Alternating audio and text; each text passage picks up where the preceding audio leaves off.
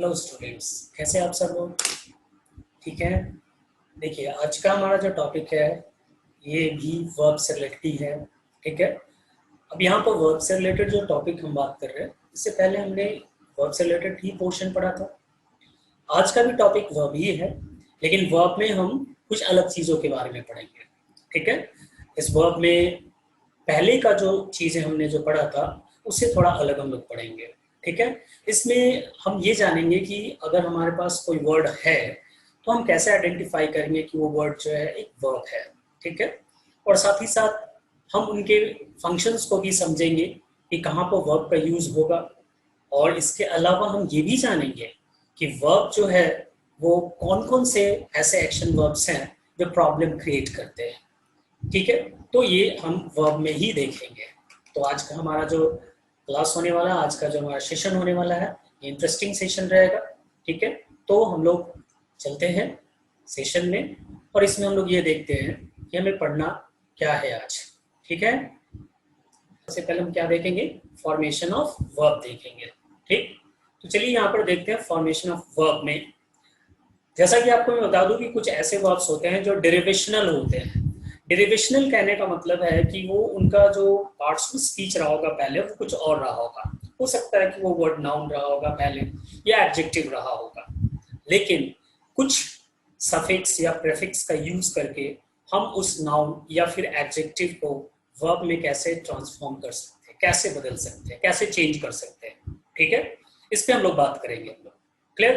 तो देखिए, पहला जो आप देख रहे हैं ना, फॉर्मेशन ऑफ एक्शन वर्ब्स, इसमें हम सबसे पहले तो ये देखेंगे कि जो हम वर्ब डिराइव करेंगे, वर्ब फॉर्म करेंगे, वर्ब जो बनाएंगे, वो वर्ब कैसे बनाएंगे, तो वो हमें किससे बनाना है? तो इसे हमें बनाना है प्रीफिक्स से। ध्यान रखेंगे, प्रीफिक्स। अब यहाँ पर बात आता है कि प्रीफिक्स का मतलब क्या होता है, तो सभी लोगों को पता है। Pre means before, pre means before. ठीक है, सबको पता है प्री मीन्स बिफोर होता है और फिक्स मीन्स टू ऐड होता है। तो प्रीफिक्स का मतलब कि कुछ ऐसा अल्फाबेट और ग्रुप ऑफ अल्फाबेट या फिर लेटर्स कह सकते हैं जो किसी बेस वर्ड के पहले अटैच होता है, ऐड होता है, तो उसे हम क्या कहते हैं? प्रीफिक्स कहते हैं। तो यहाँ जो हम वर्ब का फॉर्मेशन करेंगे वो डिफरेंट पार्ट्स ऑफ स्पीच से करेंगे। हो सकता है कि वो वर्ड पहले नाउन रहा हो, उसमें हम कुछ सफिक्स या प्रीफिक्स ऐड करके उसे वर्ब में कन्वर्ट कर सकते हैं। तो अभी जो हम बात करने जा रहे हैं वो प्रीफिक्स से रिलेटेड है, इसके बाद हम लोग सफिक्स से रिलेटेड बात करेंगे। ठीक है। तो यहाँ पर आप देख सकते हैं कि जो पहला हमारा प्रीफिक्स है, ये प्रीफिक्स en से शुरू होता है, यानी कि en से हम वर्ब बना सकते हैं। किसमें बना सकते हैं? तो किसी नाउन में जनरली en अगर लगा हुआ हो तो वो क्या बन जाता है? वर्ब बन जाता है। समझ गए? जनरली वर्ब बनता है ना। जैसे हमारे पास एक बेस वर्ड है। अब यहाँ पर क्वेश्चन आ रहा है कि बेस वर्ड क्या होता है। तो देखिए, बेस वर्ड वो वर्ड होता है जो कि बिना सफिक्स और प्रीफिक्स का होता है, यानी उसके पहले ना तो प्रीफिक्स लगा होता है ना ही उसके बाद सफिक्स लगा हुआ होता है। ठीक है, तभी वो बेस वर्ड कहलाता है। लेकिन जैसे उसमें सफिक्स और प्रीफिक्स अटैच्ड होते हैं तब वो डेरिवेशनल कहलाता है। क्या कहलाता है? डेरिवेशनल। ठीक है। तो अभी जो हम देख रहे हैं करेज, इनको हम लोग ब्रेक नहीं कर सकते, बेस वर्ड को ब्रेक नहीं किया जा सकता है। तो यहाँ पर हम लोग जो करेज वर्ड है इन्हें आप ब्रेक नहीं कर सकते, इसको आप तोड़ नहीं सकते। ठीक है। तो इस बेस में अगर जो हमारे पास करेज है, इस बेस में करेज में हम लोग अगर इन ऐड कर देते हैं, en ऐड करते हैं, तो क्या बन जाता है? इनकरेज। अब ये देखिए, करेज क्या था हमारा? पहले ये नाउन था, लेकिन अभी क्या बन गया? ये वर्ब बन गया। यानी करेज एक नाउन है और करेज का जो वर्ब फॉर्म होता है वो क्या होता है? इनकरेज होता है। तो इस तरह से हमारा क्या हो गया? इनकरेज हो गया। क्लियर है? उसी तरह से सर्कल है। सर्कल क्या है? एक नाउन है। बेसिकली ये सिंपली क्या है? एक नाउन है ना। और जैसे ही आप सर्कल में एन लगा देंगे तो ये क्या बन जाएगा? वर्ब बन जाएगा, एन सर्कल। समझ गए? है ना। तो इस तरह से इन से रिलेटेड भी बहुत सारे वर्ड्स जो हैं वो होते हैं और वो जनरली वर्ब होते हैं। एक और एग्जांपल अगर हम लोग देखते हैं, हमारे पास वर्ड है डेंजर। डेंजर। ठीक है। अब डेंजर में अगर आप ई लगा देते हैं, ई एन, तो क्या बन जाता है? In danger. तो क्या बन गया? वर्ब। डेंजर मतलब खतरा होता है और इंडेंजर का मतलब होता है खतरे में डालना, किसी को मुसीबत में डाल देना, खतरे में डाल देना, तो उसे हम क्या कहते हैं? इंडेंजर्ड बोलते हैं। ठीक है, समझ गए बात को? इस तरह से en से हम क्या बना सकते हैं? एक वर्ब बना सकते हैं। नेक्स्ट en से ही है, लेकिन इसमें थोड़ा सा डिफरेंस क्या है, डिफरेंस ये है स्टूडेंट्स कि फर्स्ट जो हमने बनाया en से रिलेटेड वो हमने नाउन में en लगाया था। अभी जो हम लोग यहाँ पर ऐड कर रहे हैं वो किस में ऐड कर रहे हैं, यहाँ एडजेक्टिव में ऐड किया जा रहा है। ठीक है, तो en है ना, लार्ज, लार्ज क्या है, एडजेक्टिव है। लार्ज में आप en लगाते हैं तो ये क्या बन जाता है, लार्ज, जो एक वर्ब हो गया। ठीक है, लार्ज एडजेक्टिव था और आप उसमें en ऐड कर दिए तो ये क्या बन गया, वर्ब बन गया। ठीक है, क्लियर। इस तरह से एबल है, इनेबल हो गया। ठीक है, एबल से इनेबल हो गया, लार्ज से लार्ज हो गया, है ना। इस तरह से हम बनाते हैं। नेक्स्ट आगे बढ़ते हैं इससे रिलेटेड और कुछ पॉइंट्स पे। तो नेक्स्ट जो प्रीफिक्स है वो बी से हम लोग बनाएंगे। किससे बनाएंगे, बी से। बी प्रीफिक्स है और वो भी क्या बनाएगा, एक वर्ब फॉर्म करेगा, वर्ब क्रिएट करेगा। क्लियर है। अब जैसे देखिए बी है और इसमें लिखा हुआ हेड, हेड क्या है, हमारा नाउन है। ठीक है, तो हम अगर नाउन में बी लगाते हैं तो वो भी क्या बन जाता है, जनरली वर्ब बन जाता है। ठीक है, देखिए इसके कुछ एक्सेप्शन हो सकते हैं, मैं ऐसा नहीं कह रहा हूँ कि नहीं होगा, लेकिन हाँ ये बेसिक कंसेप्ट है जिसके हेल्प से आप आसानी से इसको पहचान सकते हैं। इसके एक्सेप्शन भी हो सकता है, मैं ऐसा नहीं कर रहा हूँ। जैसे बिसाइड, बिसाइड एक वर्ब नहीं है, बिसाइड क्या है, एक प्रपोजिशन हो गया, बिसाइड्स। ठीक है, बिसाइड्स जो हो गया एक कंजंक्शन हो गया, बिसाइड क्या हो गया, एक प्रपोजिशन हो गया। ठीक है, लेकिन जनरली ये वर्ब में अगर बी लगाते हैं, आई मीन नाउन में बी लगाते हैं तो ये जनरली वर्ब बनता है, कुछ एक्सेप्शन हो सकते हैं। ठीक है, यहाँ पर देखेंगे हेड, और हेड में क्या लग गया, बी लग गया, बी ई, तो बी ई और H E A D, behead. Behead का मतलब होता है सर कलम करना, सर काटना। ठीक है, सर को काट देना, सर को धड़ से अलग कर देना, इसे हम कहते हैं बिहेड। फ्रेंड मीन्स दोस्त, और बी फ्रेंड का मतलब दोस्ती, दोस्ताना होना, यानी दोस्ती करना। ठीक है, इस तरह से एक वर्ब हो गया। एक चीज और मैं आपको बताना चाहूंगा कि वर्ब को हिंदी में कैसे पहचानेंगे। हिंदी में वर्ब पहचानना बहुत आसान होता है। ठीक है, कैसे पहचानेंगे ये जरा देखिए। तो कोई भी वर्ड अगर आपको हिंदी में मिलता हो और उस वर्ड के एंड में ना लगा हुआ हो तो आप ये मानकर चलिए कि वो मैक्सिमम टाइम वर्ब ही होते हैं। फॉर एग्जाम्पल, पढ़ना, लिखना, हंसना, बोलना, रोना, गाना, ये सारे क्या है, वर्ब है। हिंदी में इसको क्या है तो क्रिया है, और इंग्लिश में से क्या है तो वर्ब है। ठीक है, तो ये आप आसानी से समझ सकते हैं कि ये जो वर्ड बना है वो वर्ब है कि नहीं। तो अगर आपको हिंदी उसका पता है और उस हिंदी वर्ड के एंड में ना लग रहा है तो निश्चित तौर पे वो क्या है, वर्ब है। क्लियर। दूसरा जो हम देखें वो एडजेक्टिव में हम बी लगा रहे हैं तो भी वो क्या बन जा रहा है, वर्ब बन जा रहा है। ठीक है, जैसे बी फूल, फूल के पहले हमने क्या लगा दिया, बी लगा दिया, तो बी फूल का मतलब होता है मूर्ख बनाना। फूल एक एडजेक्टिव था लेकिन उसमें बी हमने ऐड किया जैसे ही, तो क्या बन गया हमारा, बी फूल, जो एक हमारा क्या है, वर्ब है। और ये पहले क्या था, हमारा एक एडजेक्टिव था। ठीक है, समझ गए। उस तरह से लिटिल में बी लिटिल हमने किया, लिटिल मतलब थोड़ा और बी लिटिल मतलब थोड़ा होना। इस तरह से हम वर्ब जो है वो फ्रेम करते हैं with the help of prefix. Next हम लोग बात करेंगे formation of verb with the help of suffix.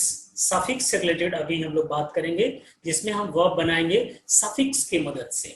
इससे पहले आपने प्रीफिक्स पढ़ा था।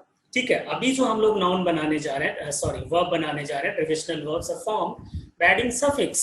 सफिक्स का ऐड करके हम लोग किसी नाउन या एडजेक्टिव में सफिक्स ऐड करके भी क्या कर सकते हैं, वर्ब बना सकते हैं। ठीक है, और जनरली सफिक्स से रिलेटेड वर्ब जो है वो अधिक होते हैं। ठीक है, समझ में आई बात। तो आगे हम लोग चलते हैं यहाँ पर कि क्या है, कैसे है, और कैसे हम वर्ब को पहचानेंगे with the help of suffix. देखिए, इसमें आपने पहले en पढ़ा था। en का यूज वहां पर आप कैसे पढ़े थे, प्रीफिक्स के फॉर्म में पढ़े थे। ठीक है, लेकिन यहाँ पर कैसे पढ़ रहे हैं हम लोग, एक सफिक्स के फॉर्म में पढ़ रहे हैं। ध्यान रखेंगे, प्रीफिक्स भी है en और सफिक्स भी है en। अब आप कैसे पहचानेंगे कोई प्रीफिक्स है या सफिक्स है, तो देखिए किसी लेटर या ग्रुप ऑफ लेटर के पहले अगर हाइफन दिया हुआ हो, जैसे en हो गया, तो समझ लीजिए ये सफिक्स है। ये क्या है, सफिक्स है। ठीक है, और किसी लेटर या ग्रुप ऑफ लेटर के बाद अगर दिया हुआ हो तो ये समझ लीजिए कि प्रीफिक्स है। तो ये प्रीफिक्स इसको कहेंगे हम लोग।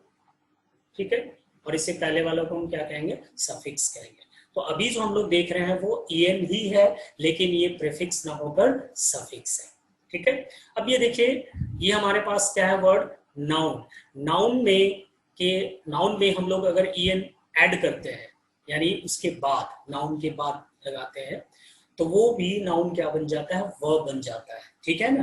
तो यहाँ देखिए फ्राइट है, फ्राइट में आप en ऐड कर दिए तो क्या बन गया हमारा, फ्राइटन बन गया। फ्राइट में en ऐड किया हमने तो क्या बन गया, फ्राइटन। फ्राइटन का मतलब होता है भयभीत होना या डराना भी आप कह सकते हैं।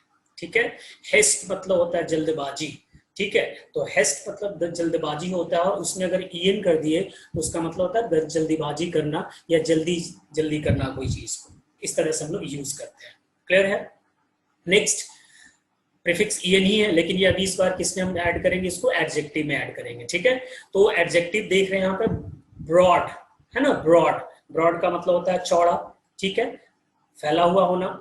तो उसी तरह से ब्रॉड का अगर हम ब्रॉडेन कहते हैं, इसका मतलब उसका चौड़ाई बढ़ाना होना, चौड़ा करना, उसी को ब्रॉडेन कहते हैं। तो ये जो वर्ड आप देख रहे थे ब्रॉड, ये हमारा क्या था, एक एडजेक्टिव था। जबकि यहाँ पे ब्रॉडेन जो है वो हमारा क्या हो गया, अब ये वर्ब हो गया। क्लियर है। क्लियर। एग्जाम्पल नेक्स्ट में देखिए हम लोग यहाँ पर व्हाइट। व्हाइट एक क्या है, एडजेक्टिव है।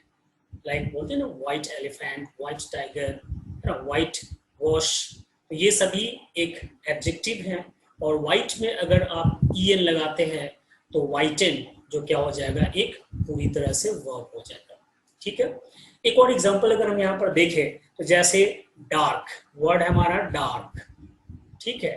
डार्क, अगर आपसे पूछता है कि डार्क का वर्ब फॉर्म क्या होना चाहिए, तो डार्क का वर्ब फॉर्म क्या हो जाएगा, डार्कन, DARKEN, डार्कन। लेकिन एक चीज यहाँ पर ध्यान रखेंगे स्टूडेंट्स, ये डार्कन जो वर्ब है वो V1 है, यानी एक बेस वर्ब है। बहुत लोग ऐसा मानकर चलते हैं कि en लगा हुआ है तो वो एक V3 होगा, बिल्कुल होता है। लेकिन अगर एडजेक्टिव में en लगा हुआ है तो निश्चित तौर पे वो V3 नहीं है, वो V1 है। और उनको जब आप V3 में कन्वर्ट करते हैं तो वहां पर n के बाद ed लगाते हैं। जैसे डार्क से हमारा डार्कन बना, जो एक वर्ब हो गया। ठीक है। और अगर इस वर्ब को V2 या V3 में कन्वर्ट करते हैं, आई मीन पास्ट या पास्ट पार्टिसिपल में कन्वर्ट करते हैं, तो उसके साथ हमें क्या अटैच करना होगा, en अटैच करना होगा। जब आप यहाँ पे en अटैच कर देंगे तो ये आपका V3 या V2 हो जाएगा। क्लियर है। तो इस तरह से en एक सफिक्स के फॉर्म में भी यूज किया जाता है, और नाउन या एडजेक्टिव के एंड में अगर en लगाते हैं तो वो जनरली क्या बन जाता है, वर्ब बन जाता है। क्लियर। चलिए नेक्स्ट बात करते हैं सफिक्स की। नेक्स्ट सफिक्स जो हमारे पास है वो है ISE या IZE, दोनों एक ही चीज है, ISE या फिर IZE। जिस भी वर्ड के एंड में ISE या IZE लगा हुआ हो स्टूडेंट्स, तो आप ये मानकर चले कि वो वर्ब ही होगा। ठीक है। जिस भी वर्ड में ISE हो या IZE हो तो निश्चित तौर पे वो वर्ड क्या होता है, वर्ब होता है। उसका पार्ट्स ऑफ स्पीच क्या है, वर्ब है। क्लियर है। तो यहाँ पर कुछ एग्जाम्पल देखते हैं। अब यहाँ पर वैसा ही है, सफिक्स जो है हम नाउन में ऐड करके उसके वर्ब बनाएंगे, और सफिक्स का एडजेक्टिव में यूज करके भी हम वर्ब बनाएंगे। क्लियर। तो यहाँ देख रहे हैं ISE या IZE, हमारे पास वर्ड है अपोलॉजी। अपोलॉजी जो है वो एक नाउन है, और एपोलॉजी का जो वर्ब होता है वो अपोलोजाइज होता है। बहुत सारे स्टूडेंट्स गलतियां करते हैं, सेंटेंस में अपोलोजाइज की जरूरत थी लेकिन वहां पर अपोलॉजी लिखा हुआ है, फिर भी उन्हें पकड़ में नहीं आ रहा है, वो समझ नहीं पा रहे हैं कि वो एपोलॉजी गलत है, यहाँ पर एपोलोजाइज होना चाहिए। या जहाँ पर अपोलोजाइज होना चाहिए वहाँ एपोलॉजी लिखा हुआ है, और जहाँ पर एपोलॉजी होना चाहिए वहाँ पर अपोलोजाइज लिखा हुआ है। ये फंक्शंस भी बहुत प्रॉब्लम क्रिएट करता है स्टूडेंट्स। ये बेसिक चीज है लेकिन हम इनको ध्यान नहीं देते हैं, जिसकी वजह से हम किसी भी वर्ड के पार्ट्स में स्पीच को आइडेंटिफाई नहीं कर पाते, उनके फंक्शंस को नहीं समझ पाते कि उनका एक्चुअली में यूज कहाँ पर होना चाहिए, और हम गलतियां कर जाते हैं। क्लियर है। तो अपोलॉजी से हमारा क्या वर्ब बना, अपोलोजाइज बना। क्रिटिक से क्रिटिसाइज बना। ठीक है। क्रिटिक एक नाउन होता है, आलोचक होता है, और क्रिटिसाइज का मतलब होता है आलोचना करना। क्लियर है। तो ये तो नाउन से हो गया हमारा। अब उसी तरह से समरी है ना। समरी, तो समरी से हम क्या बनाएंगे, समराइज बनाएंगे, है ना। समझ रहे हैं बात को। मॉडर्न है, जैसे एक वर्ड और देखते हैं हम लोग, मॉडर्न, है ना। मॉडर्न ये एक एडजेक्टिव हो गया, हम यहाँ नाउन की बात कर रहे हैं। ठीक है। तो समरी जब हम लोग लिखेंगे यहाँ पर, है ना, जैसे हमने समरी लिखा, तो समरी जब हम लोग लिखे तो समरी का नाम वर्ब फॉर्म क्या हो जाएगा, समराइज हो जाएगा, है ना, SUMMARISE समराइज या RIZE समराइज। तो ये क्या बन गया, वर्ब बन गया। उसी तरह से एडजेक्टिव में भी ISE या IZE लगाएंगे तो भी क्या बन जाएगा, वर्ब बन जाएगा। क्लियर है? तो यहाँ पर आप देखेंगे कि इसमें अगर हम लोग यानी एडजेक्टिव में IZE या फिर ISE ऐड करेंगे तो वो भी क्या बन जाएगा, हमारा वर्ब बन जाएगा। फॉर एग्जाम्पल स्पेशल, स्पेशल में आप IZE या ISE लगाते हैं तो स्पेशलाइज हो जाता है, ठीक है। रियल में लगाते हैं ISE IZE तो रियलाइज्ड हो जाता है। इस तरह से वर्ब बनाते हैं। अब यहाँ पर कुछ स्टूडेंट्स का कहना होगा कि सर ISE कब लगाएंगे और IZE कब लगाएंगे। देखिए दोनों में कोई डिफरेंस नहीं है, दोनों वर्ब ही बनाते हैं।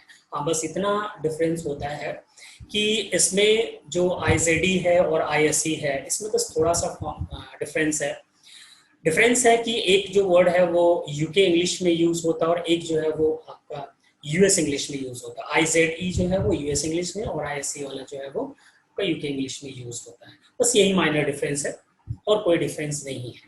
क्लियर? इस बात को समझेंगे। उसी तरह से स्पेशल से स्पेशलाइज्ड हो गया, है ना, स्पेशल से स्पेशलाइज्ड बना हमारा, रियल से रियलाइज बना हमारा। अब यहाँ पर ये जो वर्ब बन रहे हैं इस बात का ध्यान रखेंगे, ये सारे जो वर्ब बन रहे हैं वो V1 है यानी बेस वर्ड है। इनको आप V2 और V3 में कन्वर्ट करेंगे तो वहां पर रेगुलर और इरेगुलर वर्ब्स पढ़ेंगे तो उसमें आपको वो चीज समझ में आएगा कि कहाँ पर ED लगाना है, कहाँ पर दूसरे फॉर्म्स लगाने हैं V2 और V3 बनाने के लिए। लेकिन यहाँ अभी सिर्फ ये हम समझ रहे हैं कि वर्ब कैसे बनाते हैं, किस तरह से वर्ब क्रिएट किया जाता है। क्लियर है? नेक्स्ट सफिक्स पे बढ़ते हैं हम लोग। नेक्स्ट सफिक्स अगर हम देखें, वर्ब फॉर्मिंग सफिक्स बड़ा इंपॉर्टेंट ये है आपको। सफिक्स जो है वो है आपका FY, ठीक है, ध्यान रखेंगे। FY से अगर कोई वर्ड खत्म होता है, एंड होता है, तो निश्चित तौर पे वो भी क्या कहलाता है, एक वर्ब कहलाता है। ठीक है, ये ध्यान रखेंगे आप लोग कि कोई भी वर्ड यदि FY से खत्म होता है तो क्या कहलाएगा, वो वर्ब कहलाएगा। फॉर एग्जाम्पल ब्यूटी, ब्यूटी क्या है, एक नाउन होगा। तो ब्यूटी से जो वर्ब हम बनाएंगे वो क्या हो जाएगा, ब्यूटीफाई होगा। ब्यूटी मतलब सुंदर और ब्यूटीफाई का मतलब सुंदर बनाना। मैंने पहले ही आपको बता दिया कि हिंदी के जिस शब्द के अंत में ना लगा हुआ होगा वो निश्चित तौर पे क्या कहलाएगा, वर्ब कहलाएगा, फर्स्ट फॉर्म ऑफ वर्ब। ठीक है। पीस, पीस मतलब क्या होता है, शांत। पीस का जो वर्ब होगा वो क्या हो जाएगा, पैसिफाई होगा। याद रखना है, बहुत बच्चे पिसिफाई कर देते हैं, PEACIFY लिखते हैं pacify, but this is wrong. Peace का जो वर्ब होता है पैसिफाई होता है। ठीक है। उस तरह से टेरर का जो वर्ड है वो टेरिफाई होता है। क्लास का जो वर्ब है वो क्लासिफाई होता है। ग्लोरी का जो वर्ड है वो ग्लोराइज, ग्लोरीफाई होता है। क्लियर, एक चीज यहां भी ध्यान रखने का, क्लियर जो वर्ड है यहाँ पर, क्लियर का जो वर्ब होता है क्लैरिफाई होता है, ये ध्यान रखेंगे, ये क्लैरिफाई होता है। ठीक है, क्लैरिफाई। तो क्लियर का क्लैरिफाई, ब्यूटी का ब्यूटीफाई, है ना, ग्लोरी का ग्लोरीफाई, मॉडिफिकेशन से मॉडिफाई, ये सारे क्या बन जाते हैं, वर्ब बन जाते हैं। ठीक है, समझ में आई बात। तो यहाँ आपने देखा कि किस तरह से हम सफिक्स का यूज करके वर्ब फ्रेम कर सकते हैं स्टूडेंट्स। ठीक है, इसमें आते हैं, आगे में हम लोग देखेंगे कि इसमें और क्या चीजें हैं। तो यहाँ पर अब हम लोग आगे बढ़ेंगे कुछ ट्रबलसम एक्शन वर्ब्स पे। कुछ ऐसे एक्शन वर्ब्स हैं जो प्रॉब्लम क्रिएट करते हैं। प्रॉब्लम क्रिएट करने का क्या मतलब हुआ, प्रॉब्लम क्रिएट करने का मतलब ये हुआ कि उसका जो past form, past participle form जो होता है, पास्ट का मतलब वी, देखिए प्रेजेंट का मतलब हो गया आपका V1, ठीक है, यानी प्रेजेंट का मतलब हम V1 मानते हैं और पास्ट का मतलब V2 होता है और पास्ट पार्टिसिपल का मतलब V3 होता है। तो प्रेजेंट, पास्ट, पास्ट पार्टिसिपल हो गया यहाँ पर। ये तीनों को हमें समझना है। ठीक है, जनरली हम वर्ब फॉर्म्स में ये देख रहे हैं कि कौन से ऐसे वर्ब्स हैं जो प्रॉब्लम क्रिएट करते हैं, है ना।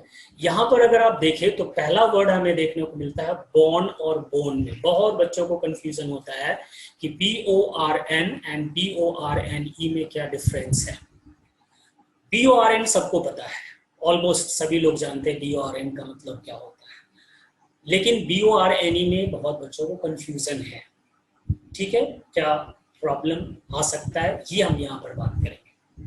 देखिए प्रॉब्लम ये आ सकता है कि बॉन के जगह पर बोन दे दिया जाए और बोन के जगह पर बॉन दे दिया जा सकता है, और जब तक आपको इन दोनों के बीच के डिफरेंस का पता ना हो तब तक आप तो इसे आइडेंटिफाई नहीं कर पाएंगे कि कौन सा यहाँ पर सही होना चाहिए। ठीक है, तो इसी डिफरेंस को हम यहाँ पर समझेंगे कि किस तरह से BORN और PORNE में डिफरेंस निकाला जा सकता है। ठीक है, तो यहाँ पर देखिए सबसे पहले बॉन्ड एक V2 या V3 कह सकते हैं, बॉन्ड भी एक V2 या V3 कह सकते हैं। ठीक है, अब यहाँ पर बेसिकली बॉन्ड जो है V3 ही है और इसका V2 जो होता है वो बोर होता है। लेकिन पहले हम ये समझ लें कि बॉन्ड का V1 क्या है।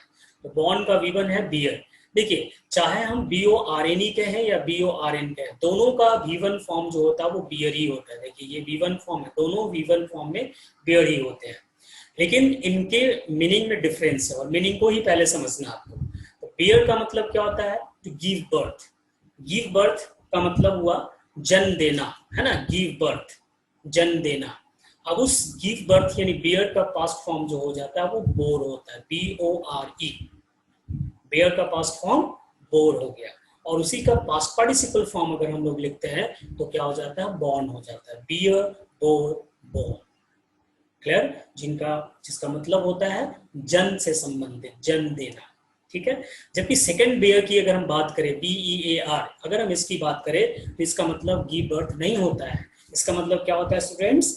इसका मतलब होता है टू कैरी, ढोना।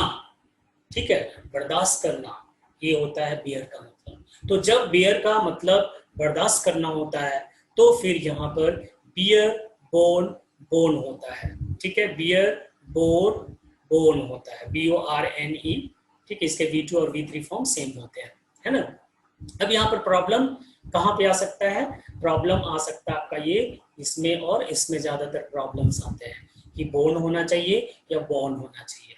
क्लियर है? तो बस ये ध्यान रखना है कि BORNE तभी यूज होगा जहां पर किससे रिलेटेड बात हो रही है? बर्थ से रिलेटेड बात हो रहा हो। और बोन का यूज तब किया जाएगा जब वहां पर कैरी करने की बात हो रही हो। तो कैरी करने की बात होगी तो BORNE लगाएंगे, और बर्थ की बात हो रही होगी तो वहां पे हम क्या लगाएंगे? BORN लगाएंगे। क्लियर है? समझ में आई बात? अब यहाँ पर दो एग्जाम्पल हम लोग देखते हैं। कहता है करण वॉज डैश इन 1991, और दूसरा कहता है there are many water dash diseases these days. अब आपको बहुत कंफ्यूजन हो रहा होगा। फर्स्ट में तो कोई कंफ्यूजन नहीं होगा क्योंकि यहाँ पर क्लियर है कि करण की बात हो रही है किसी लड़के की और उसका जन्म 1991 में हुआ, तो यहाँ पे प्रॉब्लम नहीं होना चाहिए। करण वॉज बॉर्न आप सिंपली लिख देंगे BORN। ठीक है, लेकिन यहाँ क्या लिखें? क्या हम यहाँ पर BORN लिख सकते हैं या फिर हमें BORNE लिखना पड़ेगा? इस चीज को समझना है। तो यहाँ पहले समझिए, कह रहा है there are many water dash diseases this day. बहुत बच्चों को ये लग रहा होगा कि आजकल जो है बहुत सारे पानी से जन्म लेने वाले रोग हैं जिसको हम लोग जल जनित रोग कहते हैं, है ना। तो ये बेसिकली पानी से कोई रोग जन्म नहीं लेता है। ठीक है, पानी में जो वाटर में जो पॉल्यूटेंट्स होते हैं, जो उसमें गंदगी होते हैं, ठीक है, पॉल्यूशन की वजह से उस पर जर्म्स होते हैं, कुछ केमिकल्स होते हैं। ठीक है, और उसी की वजह से क्या होता है? वो वाटर पॉल्यूटेड हो जाता है और जिसको पीने से डिफरेंट टाइप्स ऑफ डिजीज हो जाते हैं, है ना, रोग होते हैं। जैसे में खास करके तो वाटर बॉर्न डिजीजेस हैं, खास करके टाइफाइड हो गया, है ना, और भी रोग हैं, कोलेरा वगैरह हो जाता है, इनसे भी होता है ना। पॉल्यूटेड कंटामिनेटेड वाटर का अगर हम कंजम्पशन करते हैं, यूज करते हैं, पीते हैं उसको, तो हम इस तरह के डिजीज से सफर कर सकते हैं। क्लियर है? तो यहाँ जन्म की बात नहीं हो रहा है, वो कैरी कर रहा है ना वाटर, तो वो केमिकल्स को कैरी कर रहा है, उस पॉल्यूटेंट को कैरी कर रहा है, तो कैरी करने की बात आ रही है, जिसकी वजह से यहाँ पर there are many water borne होना चाहिए, ना कि बॉन्ड होना चाहिए। ठीक है, तो यहाँ पर जो हम यूज करेंगे इस ब्लैंक में वो BORNE होगा, ना कि BORN। होप ये चीज क्लियर हुआ होगा आप लोग को। ठीक है, आगे बढ़ते हैं हम लोग नेक्स्ट वर्ड पे। और कौन सा कंफ्यूजिंग वर्ड है? तो देखिए नेक्स्ट कंफ्यूजिंग वर्ड हमारे पास है, वो है आपका हैंड से रिलेटेड। यहाँ भी बच्चों को बहुत कंफ्यूजन आ रहा है, बहुत छोटा सा चीज है लेकिन कंफ्यूजन यहाँ भी होता है बच्चों को। एक जो हैंग आप देख रहे हैं V1 में, है ना, ये जो V1 हमारा हो गया, ये आपका V2 है, ये तो आप देख ही रहे हैं, ये आपका V3 हो गया।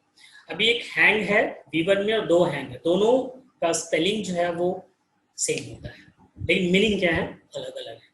एक हैंग वर्ड जो है which means to suspend something freely, किसी चीज को टांगना, लटकाना, इस तरह से फ्रीली अगर हम लोग कर रहे हैं ऐसे करके तो वो हैंग हो रहा है, ठीक है। जबकि एक हैंग का मतलब होता है फांसी देना। क्या होता है, फांसी देना, ठीक है। To put someone to death by tying a rope around his or her नेक, किसी को उसके गले में रस्सी बांधकर उसे मौत के घाट उतारना, वो एक तरह से हैंगिंग हो गया, ठीक है। आपने सुना होगा कोर्ट में जब जजमेंट होता है और जब डेथ पेनाल्टी मिलती है किसी को, तो वहां लिखा जाता है the accused should be hanged till death, the accused should be hanged till death, यानी अक्यूज्ड को मरने तक लटकाया जाए, यानी उसे फांसी दे दी जाए, ये हम कह सकते हैं। क्लियर है। तो आपको यहाँ पे कंफ्यूजन नहीं होगा, HANG में कंफ्यूजन नहीं होगा, क्योंकि HANG आप लटकाने टांगने के लिए भी यूज कर सकते हैं और फांसी देने के लिए भी यूज कर सकते हैं। वो प्रॉब्लम कहाँ पर होता है, प्रॉब्लम होता है V2 और V3 में। कब हमें हंग लगाना चाहिए और कब हमें हैंग लगाना चाहिए, ये आपको ध्यान में रखना है। तो ये तो मैंने आपको क्लियरली बता दिया कि जब फांसी देने की बात आएगी तो यहाँ पर आप ED वाला लगाएंगे, HANGED, क्लियर। जबकि टांगने की बात आएगी तो वहां पे क्या यूज करेंगे, हंग, क्लियर।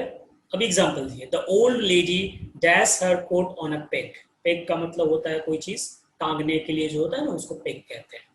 तो ओल्ड लेडी ने अपने कपड़े, अपने कोट को उसने टांगा, यहाँ पे तो टांगने की बात आ रही है, तो टांगने की बात आ रही है तो आप क्या यूज करेंगे, हंग का यूज करेंगे, यानी आंसर हमारा यहाँ पे क्या हो जाएगा, हंग हो जाएगा। आप कहेंगे सर हैंग क्यों नहीं होगा, हैंग इसलिए नहीं होगा क्योंकि ये काम हो चुका है, देखने से ही लग रहा है कि एक्शन फिनिश्ड हो गया। जब एक्शन फिनिश्ड हो गया तो निश्चित तौर पे आपको क्या यूज करना है, V2 फॉर्म का यूज करना है, यानी पास्ट टेंस का यूज करना है इसमें, क्लियर। चलिए नेक्स्ट क्वेश्चन देखते हैं। They dash the picture on the wall so it could give nice look. Again यहाँ पर पिक्चर ऑन द वॉल, तो पिक्चर की बात हो रही है, तो इसे तो फांसी तो दे नहीं रहे हैं, तो यहाँ पर भी क्या होना चाहिए, हंग होना चाहिए, ठीक है। अब कहेंगे सर यहाँ हैंग क्यों नहीं हो सकता, हैंग इसलिए नहीं हो सकता कि सेंटेंस वो पास्ट की ओर जा रहा है, क्यों, क्योंकि यहाँ पे लिखा है इट कुड, कैन रहता तो प्रेजेंट होता, लेकिन यहाँ पे क्या यूज कर दिया, कुड यूज कर दिया, और कुड यूज कर दिया इसका मतलब ये पास्ट हो गया, जिसके वजह से अगेन यहाँ हम लोग हंग का यूज करेंगे, ठीक है।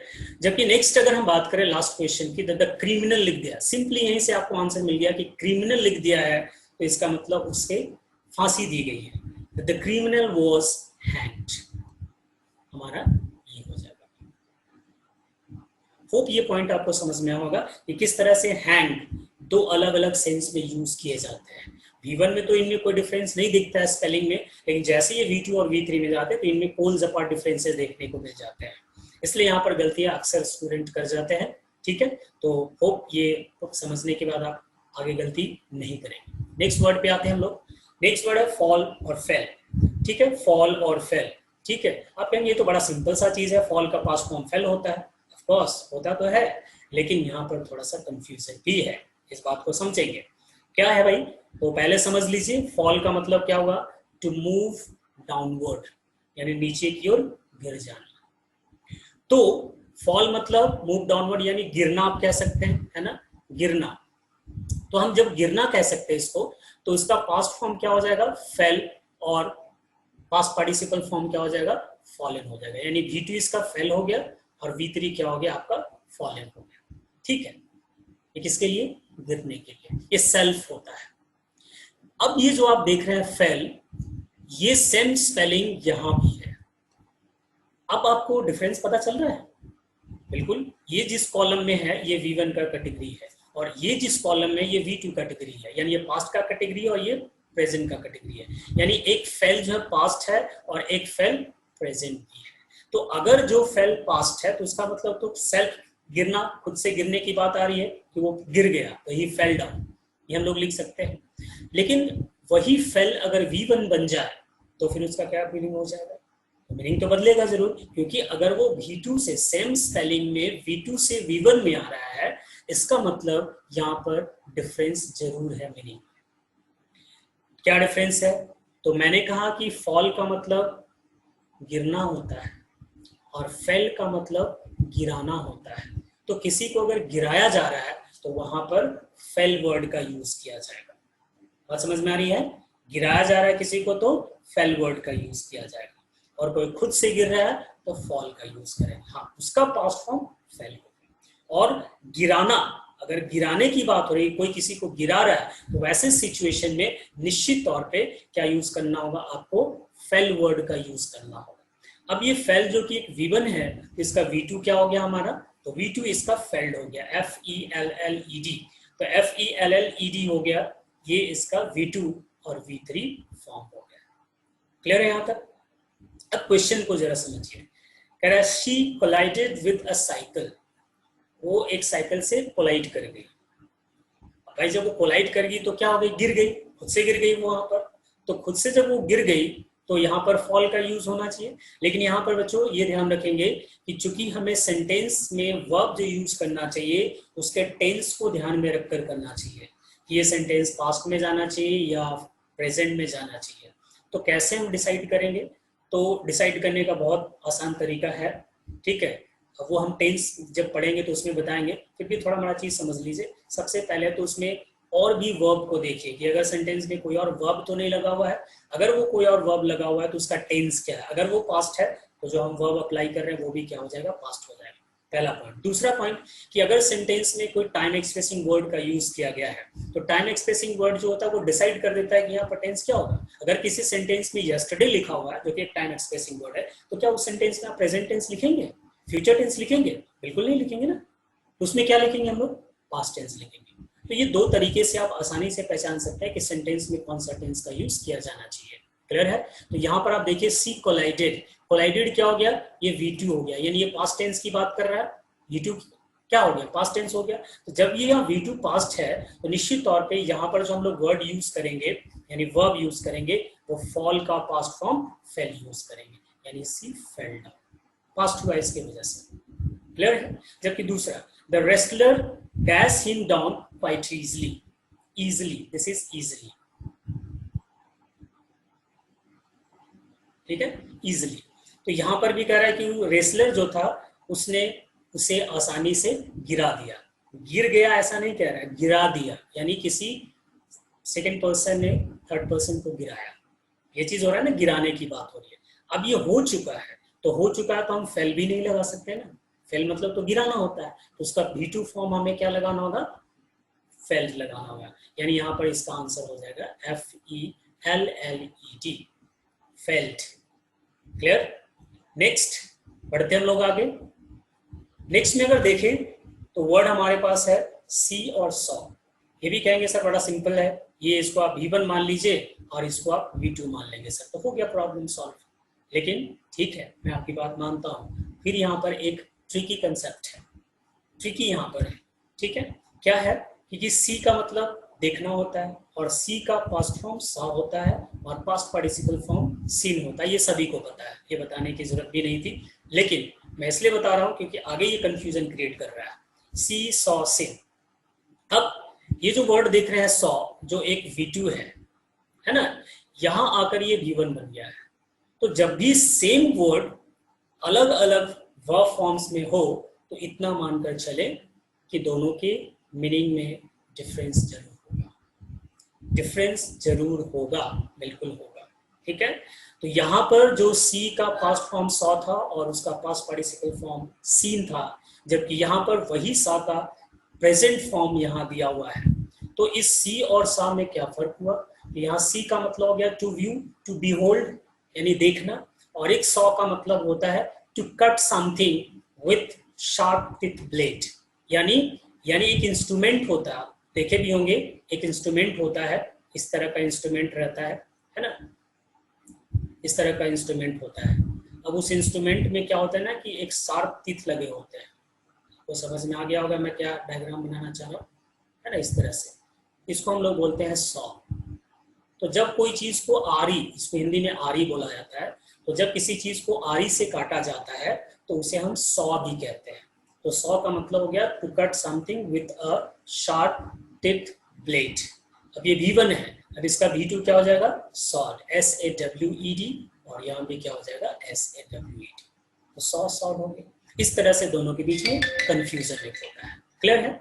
अब यहाँ पर हम कुछ एग्जांपल देखते हैं। अगर I dash a large crowd, मैंने एक बड़ा भीड़ देखा, या देखने की बात आ रही है, तो जब देखने की बात आ रही है तो आप सिंपली क्या लिख देंगे, सॉ लिख देंगे, इसमें तो कोई इशू नहीं होना चाहिए। सेकंड क्वेश्चन कह रहा है the carpenter dash the log of would. अब ये देखिए कारपेंटर लिख दिया है। कारपेंटर जो है इससे पूरी तरह से एसोसिएटेड है, जुड़ा हुआ है, क्योंकि वो टूल का यूज करता है। कारपेंटर जो लकड़ी के काम करते हैं, तो जो लकड़ी का काम करते हैं वो निश्चित तौर पे इस टूल का यूज करते होंगे, जैसे एक्स हो गया, या फिर सॉ हो गया, या फिर और भी चीजें होती हैं जिससे लकड़ी को काटा जा सकता है, उसे एक शेप दिया जा सकता है। ठीक है, तो निश्चित तौर पे यहाँ पे क्लियर हो गया कि कारपेंटर की बात आ रही है, तो ये सॉ वाला वर्ड है, लेकिन एक्शन हो चुका है, जिसकी वजह से हम क्या यूज करेंगे, सॉड यूज करेंगे। तो यहाँ पर आप सिंपली क्या लिख देंगे, the carpenter sawed, SAWED, sawed the log of would. Clear. चलिए नेक्स्ट में वर्ड हमारे पास है राइज और रेज। राइज रेज, यहाँ पर भी इश्यू है थोड़ा, यहाँ भी डिफिकल्टीज होती हैं स्टूडेंट्स को। अब यहाँ पर देख लीजिए कि राइज और रेज में क्या फर्क होता है। देखिए राइज का मतलब होता है टू गेट अप, उगना, उठना, जगना, होना, ये भी चीज होता है। सेल्फ के लिए ध्यान रखेंगे, राइज वर्ड में उगना, जगना, होना सेल्फ के लिए होता है, खुद से जो होता है, समझ गए। लेकिन रेज का मतलब क्या होता है, टू लिफ्ट, उठाना, जैसे किसी को उठाना, मुद्दा उठाना, क्वेश्चन उठाना, ये सभी जो होते हैं, यहाँ कभी भी इनके साथ राइज वर्ड का यूज नहीं करते हैं। जब भी हम यूज करते हैं तो वहां पे क्या यूज करते हैं, रेज का यूज करते हैं। इस बात का वक्त भी ध्यान रखना चाहिए। क्लियर है, समझ में आई बात। तो यहाँ पर जो वर्ड है राइज, जिसका मतलब उगना होता है, जगना होता है, ठीक है, उठना भी कह सकते हैं होता है, जबकि रेज का मतलब क्या होता है, टू लिफ्ट, उठाना। क्लियर। अब राइज का अगर हम पास्ट फॉर्म की बात करते हैं तो राइज का पास्ट फॉर्म रोज हो जाता है, ROSE, और पास्ट पार्टिसिपल फॉर्म राइजन हो जाता है। क्लियर। जबकि रेज का पास्ट फॉर्म रेज्ड होता है और रेज्ड होता है, रेज, रेज्ड, रेज्ड। क्लियर। अब यहां पर आइए क्वेश्चंस पे। कह रहा all of us will dash to welcome the chief guest. अब जैसी बात कर रहा है चीफ गेस्ट, तो जैसे चीफ गेस्ट आएंगे हम लोग क्या हो जाएंगे, खड़े हो जाएंगे, है ना। तो हमें क्या लिखना होगा, all of us will rise, उठ जाएंगे हम लोग, खड़े हो जाएंगे यहाँ। तो यहाँ पर हम क्या यूज करेंगे, राइज का यूज करेंगे। क्लियर है। जबकि नेक्स्ट क्वेश्चन को अगर आप देखें तो यहाँ पे क्या कर रहा है, the sun dash in the east. सूर्य जो है वो पूरब से उगता है, या पूरब में उगता है, निकलता है, उगता है, ये भी हम कह सकते हैं। तो अगेन यहाँ पर राइज वर्ड का होगा, लेकिन राइजेस लिखेंगे क्योंकि ये सिंगुलर वर्ब होता है ना।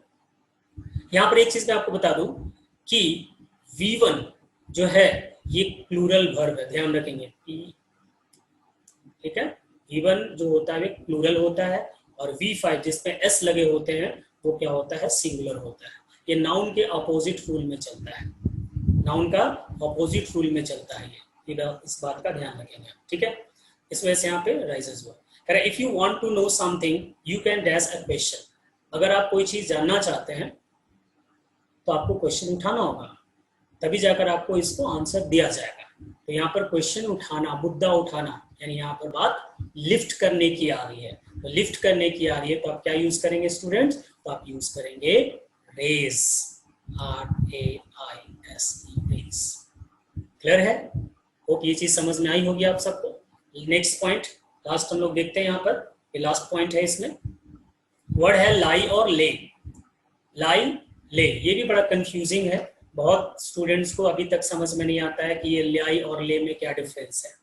पहले दो वर्ड्स को आप देखिए, प्रेजेंट जो V1 हमारा है, पास्ट जो V2 है, और पास्ट पार्टिसिपल जो V3 है हमारा, है ना।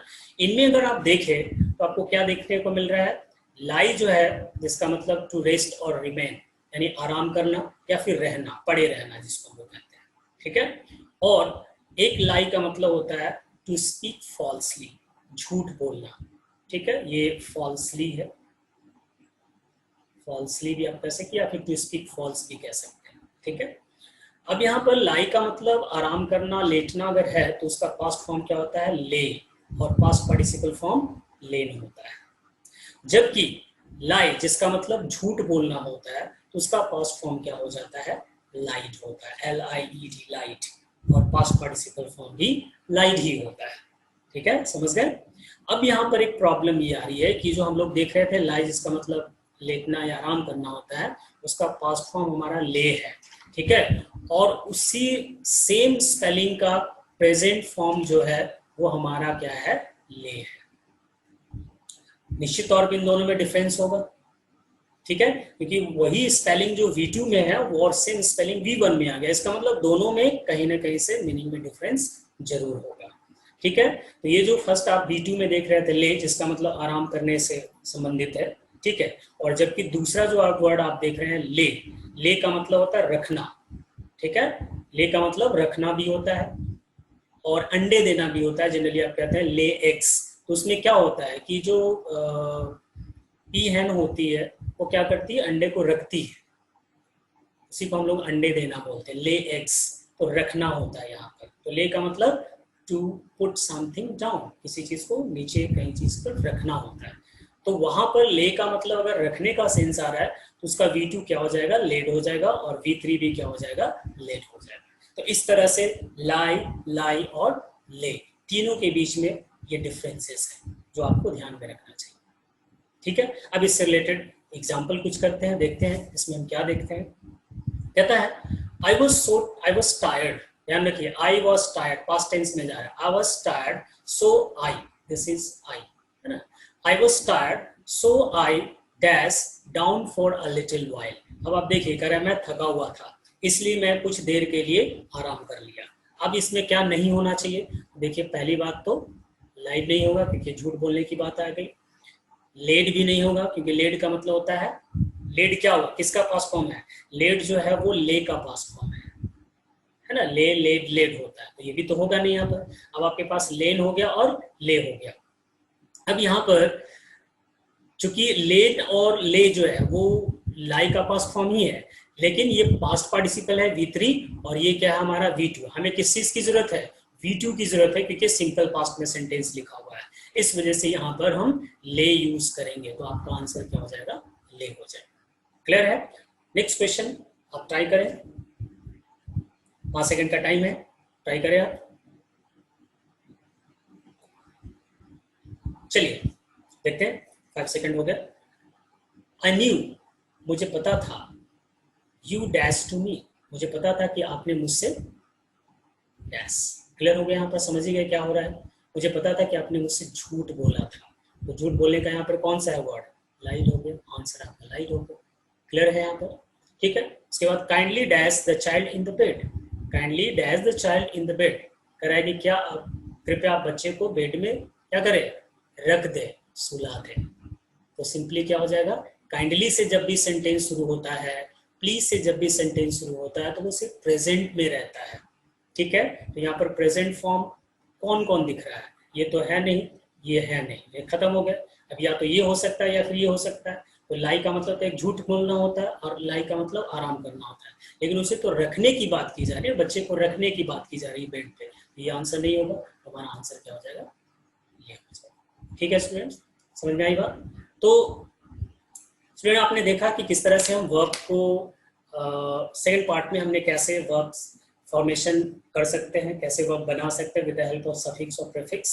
ठीक है, इसमें वैरायटी ऑफ सफिक्सेस आपने देखा, वैरायटी ऑफ प्रीफिक्सेस आपने देखा, जिसके हेल्प से हम लोग वर्ब बना सकते हैं, है ना, ये आप चीज देख लिए। साथ ही साथ आपने कुछ ऐसे ट्रबलसम एक्शन वर्ब्स के बारे में देखे जो बहुत प्रॉब्लम क्रिएट करते हैं, कंफ्यूजन क्रिएट करते हैं, और क्वेश्चन अगर आता है तो फिर अच्छे अच्छे स्टूडेंट जो होते हैं इनको क्लैरिफाई नहीं कर पाते हैं, एरर नहीं ढूंढ पाते हैं, और वो उनको ओवरलुक कर देते हैं, या फिर या तो वो गलती करके चले आते हैं या फिर वो छोड़ कर आ जाते हैं।